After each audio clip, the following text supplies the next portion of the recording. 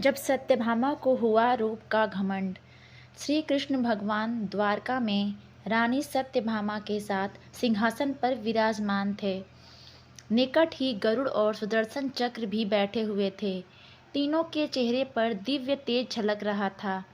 बातों ही बातों में रानी सत्यभामा ने श्री कृष्ण से पूछा कि हे प्रभु, आपने त्रेता युग में राम के रूप में अवतार लिया था। सीता आपकी पत्नी थीं, क्या वे मुझसे भी ज़्यादा सुंदर थीं? द्वारकाधीश समझ गए कि सत्यभामा को अपने रूप का अभिमान हो गया है। तभी गरुड़ ने कहा कि भगवान, क्या दुनिया में मुझसे भी ज़्यादा तेज गति से कोई उड़ सकता है? इधर सुदर्शन चक्र से भी रहा नहीं गया और वे भी कह उठे कि भगवान, मैंने बड़े बड़े युद्धों में आपको विजयश्री दिलवाई है। क्या संसार में मुझसे भी शक्तिशाली कोई है? भगवान मन ही मन मुस्कुरा रहे थे। वे जान रहे थे कि उनके इन तीनों भक्तों को अहंकार हो गया है और इनका अहंकार नष्ट करने का समय आ गया है। ऐसा सोचकर उन्होंने गरुड़ से कहा कि हे गरुड़, तुम हनुमान के पास जाओ और कहना कि भगवान राम माता सीता के साथ उनकी प्रतीक्षा कर रहे हैं। गरुड़ भगवान की आज्ञा लेकर हनुमान को लाने चले गए। इधर श्री कृष्ण ने सत्यभामा से कहा कि देवी, आप सीता के रूप में तैयार हो जाएं। और स्वयं द्वारकाधीश ने राम का रूप धारण कर लिया। मधुसूदन ने सुदर्शन चक्र को आज्ञा देते हुए कहा कि तुम महल के प्रवेश द्वार पर पहरा दो और ध्यान रहे कि मेरी आज्ञा के बिना महल में कोई प्रवेश न करे। भगवान की आज्ञा पाकर चक्र महल के प्रवेश द्वार पर तैनात हो गए। गरुड़ ने हनुमान के पास पहुंचकर कहा कि हे वानर श्रेष्ठ, भगवान राम माता सीता के साथ द्वारका में आपसे मिलने के लिए प्रतीक्षा कर रहे हैं। आप मेरे साथ चलें, मैं आपको अपनी पीठ पर बैठाकर शीघ्र ही वहां ले जाऊंगा।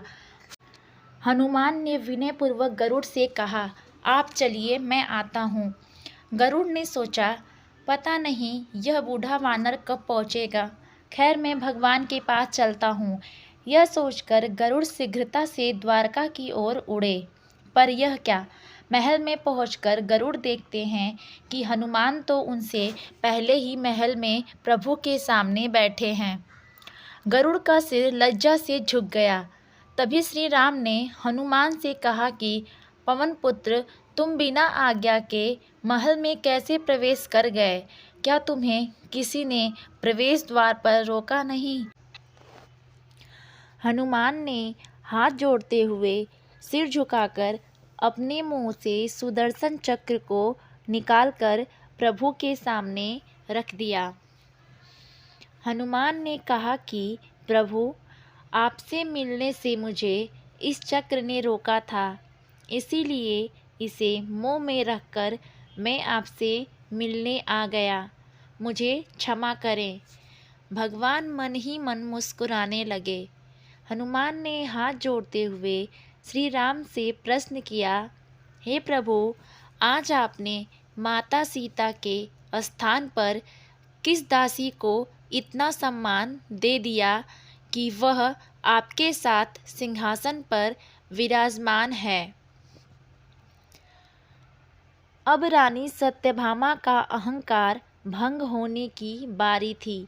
उन्हें सुंदरता का अहंकार था, जो पल भर में चूर हो गया था। रानी सत्यभामा, सुदर्शन चक्र व गरुड़ जी तीनों का गर्व चूर चूर हो गया था। वे भगवान की लीला समझ रहे थे। तीनों की आंखों से आंसू बहने लगे और वे भगवान के चरणों में झुक गए।